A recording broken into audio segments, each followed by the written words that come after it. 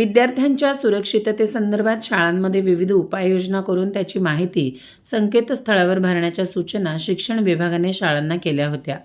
त्याची माहिती सोलापूर जिल्ह्यातील शाळांनी संकेतस्थळावर भरली होती। आता या संदर्भात 1 ते 18 डिसेंबरपर्यंत शाळा तपासणी करण्याची मोहीम राबवली जाणार असल्याची माहिती जिल्हा परिषदेच्या शिक्षण विभागाने दिली आहे। बदलापूरच्या शाळेत 2 चिमुकलींवरील अत्याचाराच्या घटनेचे तीव्र पडसाद राज्यभरात उमटल्यानंतर शालेय शिक्षण विभागाने शालेय विद्यार्थ्यांच्या सुरक्षेच्या अनुषंगाने नव्या उपाययोजना राबवण्याबाबत कळवले होते।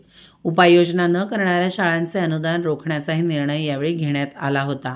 त्यामुळे शाळांनी उपाययोजना केल्या व त्याची माहिती शिक्षण विभागाला दिली।